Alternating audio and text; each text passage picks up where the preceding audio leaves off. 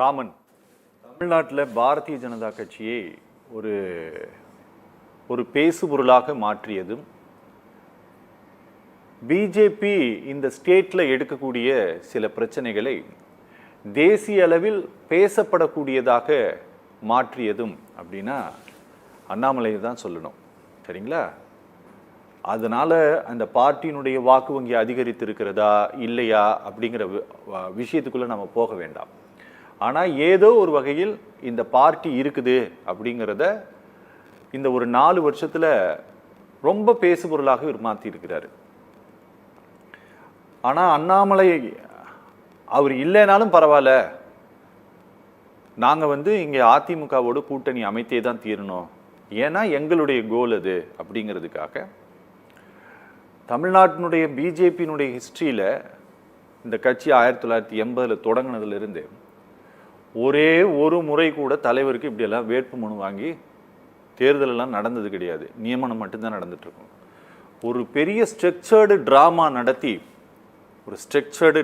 நடத்தி யாருமே வேட்புமனு தாக்கல் பண்ணாமல் நயினார் நாகேந்திரன் மட்டும்தான் தாக்கல் பண்ணியிருக்காங்கிற அறிவிப்பை போட்டு தேசிய அளவில் அண்ணாமலையை பயன்படுத்திக்கோன்ட்டு அமித்ஷா ட்விட்டர் போட்ட பிறகு அப்படியே திரு எடப்பாடி பழனிசாமி வீட்டிலேருந்து அப்படியே கார் கிளம்புது ஐடிசி கிராண்ட் சோலாவுக்கு. இதெல்லாம் பார்த்தா அப்படியே ரொம்ப ஆர்கனைஸ்டாக 2017 பிப்ரவரி 7ஆம் தேதி நினைக்கிறேன், இந்த நம்ம ஜெயலலிதா மேடம் சமாதியில் திரு ஓபிஎஸ் உக்காந்துட்டு தியானம் பண்ணிட்டு அப்படியே அவரோட கார் கிளம்பும் போது நடந்த அந்த நாடகம் அப்படியே இன்னைக்கு எங்கள் கண்ணு முன்னால் அப்படியே தெரியுது. 2017 ட்ராமா, இன்னைக்கு நடந்த ட்ராமா.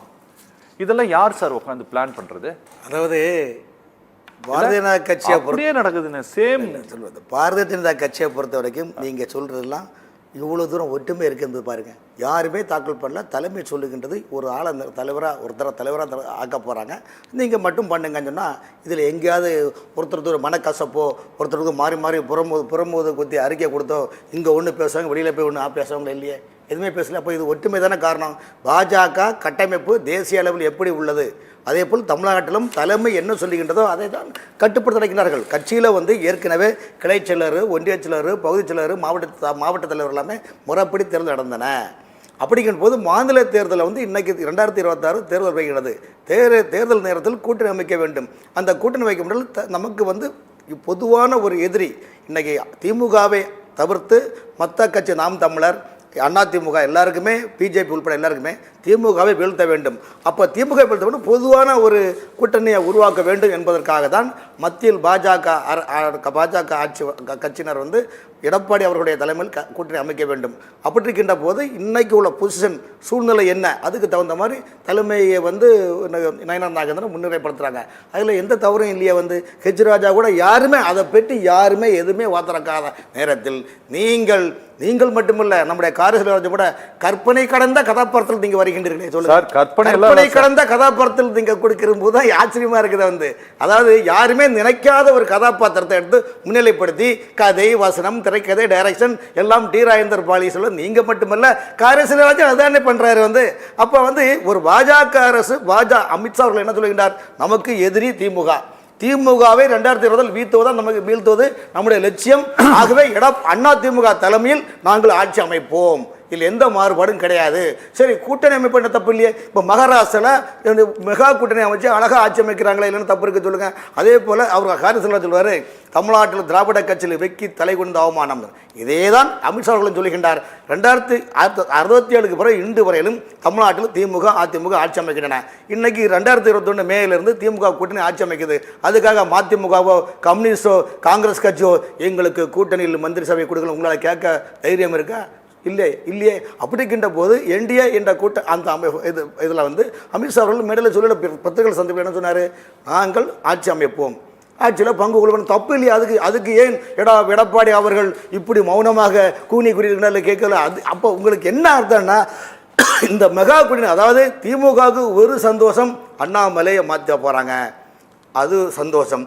ரெண்டாவது ஒரு வருத்தம் என்ன, ஐயோ அதிமுக பிஜேபியில் போகாது நினைச்சோம், ஐயோ இங்கே கூட்டணி ஆகிட்டாங்களே, இனி இந்த மக்களை எப்படி மத ரீதியாக, ஜாதி ரீதியாக, மொழி ரீதியாக ஏதாவது ஒரு பிரச்சனையை கிளப்பி 2026 வரைக்கும் இப்போ போட்டாங்களே, நீட்டு ரத்து அனைத்து கட்சி கூட்டம், மறுசமைப்பு தொகுதி மறுசமைப்பு கூட்டம், மும்மொழி கொள்கை எதிர்ப்பு கூட்டம், இப்படி தினசரி மாதத்துக்கு ஒரு கூட்டம் போட்டு மாதந்தோறும் இந்த பௌர்ணமி கிரிவலம் நடத்துகிற மாதிரி மாதந்தோறும் ஒரு கூட்டத்தை போட்டு மக்கள் மத்தியில் இல்லாத ஒரு பொருளை இருப்பதாக சிறுத்தானாலும் அமித்ஷா அவர்கள் சொல்கிறார். திமுக ஊழலிலும் பொய்யிலும் புரண்டு எடுத்து மக்களை ஏமாற்றுகின்றார்கள்.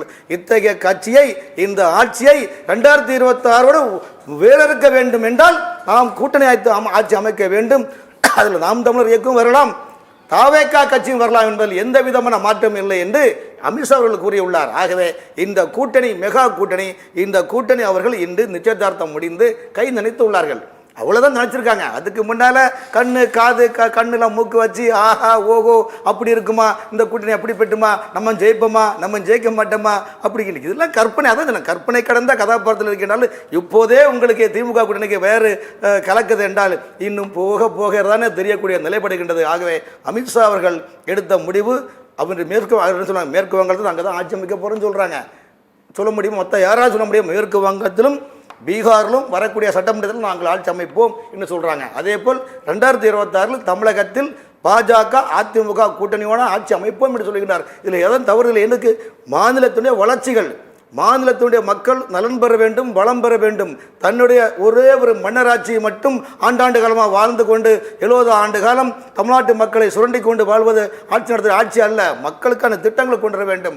அந்த மக்களுக்கான திட்டங்கள் கொண்டு வரணும்னால் அமித்ஷா அவருடைய இதுக்காட்டி இன்னைக்கு ஆடிட்டர் குருமூர்த்தி வழிகாட்டிருக்கார். தப்பு இல்லையா?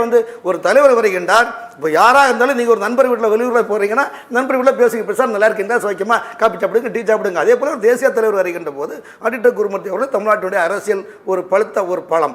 ஆகவே அங்க என்ன நடக்கின்றது? தமிழ்நாட்டு அரசியல் சார் இங்க சார் ஏதோ ஒரு வகையில் தன்னுடைய செல்வாக்கை அதிகப்படுத்தி கொண்டு தனக்கான ஒரு ஆதரவு வட்டத்தை திரு அண்ணாமலை அதிகப்படுத்தி இருக்காரு. சரியா? நான் அவர்கிட்ட பேசினது சட்டவிரோதமா அவர் வாங்கினாரு, எக்ஸ்டர்னல் அஃபேர்ஸ் மினிஸ்ட்ரி ஃப்ராடு பண்ணது. நான் பாருங்க இந்த வார்த்தையை திரும்ப சொல்றேன், ஃப்ராடு பண்ணது, ஹோல் மினிஸ்ட்ரி ஃப்ராடு பண்ணது திரு அண்ணாமலைக்காக அப்படின்னு சொன்னதெல்லாம் நிஜம். ஆனால் இப்போ சொல்கிறது என்ன அப்படின்னா, தனக்கான செல்வாக்கை அவர் அதிகப்படுத்தியிருக்காரு இந்த மாநிலத்தில். அவருடைய நீக்கம் அப்படிங்கிறது ஏதோ ஒரு வகையில் பிஜேபியில் ஒரு அதிருப்தியை உண்டாக்கி இருக்கிறது. அவருக்கு பின்னால் சேர்ந்தவர்கள், அவருடைய ஆதரவாளர்கள் அப்படிங்கிறவங்கெல்லாம் கூட இந்த கூட்டணிக்கு நாங்கள் ஓட்டு போட மாட்டோம், இந்த கூட்டணி பொருந்தா கூட்டணி இப்படிங்கிற மாதிரிலாம் பேசிகிட்டு இருக்காங்க. இந்த கூட்டணியால் பிஜேபிக்கு நிஜமாலுமே பலன் இருக்கா? அதாவது பாரதிய ஜனதா கட்சியினுடைய மாநில நிர்வாகத்திலே, தேசிய நிர்வாகத்திலேயுமே எப்பவுமே ஆர்எஸ்எஸ் அவங்களுக்கு ஒரு அதாவது வீலுக்கு எப்படி அலாய் பார்க்குறீங்களோ அதே மாதிரி தேசிய அளவில் சட்டமன்ற தேர்தலும் சரி நாடாளுமன்ற தேர்தலையும் அவங்க ஒரு கட்டமைப்பு உருவாக்குவாங்க. அந்த நேரத்து அப்படி இருக்கக்கூடிய இடத்துல ஆர்எஸ்எஸ் உடைய நிலைப்பாடு என்ன? தனி மனித புகழ்ச்சி என்பது இந்த அமைப்பின் கட்சியில் கிடையாது. ஓகே, அது நீங்களாக இருந்தாலும் சரி தான், அண்ணனாக இருந்தாலும் நானாக இருந்தாலும் சரி தான், ஓகே, யாராக இருந்தாலும் ஆர்எஸ்எஸ் உடைய கட்டமைப்பு என்னன்னா, நீங்கள் கட்சியில் வாங்க, பதவியில் இருங்க, எல்லாமே நீங்கள் பண்ணுங்கள். ஆனால் உங்களை தனியாக ஒரு ரஜினிகாந்த் போலையும் கமலஹாசன் போலையும் அந்த மாதிரி தனிப்பட்ட முறையில் எக்ஸ்போஸ் பண்ணி உங்களுக்கு நீங்களே ஒரு கட்டமைப்பு செய்யக்கூடிய இது ஆர்எஸ்எஸில் கிடையாது. அதிலும் பாஜக பொறுத்த வரைக்கும் மாநிலத்தில் 3 ஆண்டு காலம் அந்த பதவி இருக்கும். அதுவும் தேவை இருந்தால் எக்ஸ்ட்ரா ஒரு 3 ஆண்டு காலம் இருக்கலாம். இன்றைக்கி 2026 சட்டமன்ற தேர்தல் வர்றதுனால இன்றைக்கி எடப்பாடி அவர்கள் சில கண்டிஷன் எல்லாம் வைக்கும்போது அதுக்கு நம்ம சில விஷயங்கள் சில விஷயங்களில் வளைந்து நெளிந்து ஒரு ரோடை க்ளோஸ் பண்ணுறாங்க, இன்னொரு வழியாக போகலையா, ஒரு ரோட்டில் நீங்கள் போகிறீங்க, பள்ளம் தோன்றாங்க, ஒரு டக்குன்னு அதை கப்பி இன்னொரு ரோடாக போகலையா. அதே போல் தான் அரசியலில் இதெல்லாம் சொல்ல முடியாது, சில விஷயங்கள் நேரடியாக சொல்ல முடியாது. ஆகவே இந்த கூட்டணி மெகா கூட்டணியாக அமையும். 2026 வெற்றி கூட்டணியாக இந்த ஆட்சி அமையும். சார் ரொம்ப நன்றி சார். நேயர்கள் தூத்துக்குடி செல்லும் சார், நீங்க ரொம்ப நேரம் நீங்க கொஞ்சம் கொதிப்போட இருந்தீங்க, ஏதாவது நீங்க இறுதியா சொல்ல விரும்புறீங்கன்னா சொல்லலாம் ப்ளீஸ்.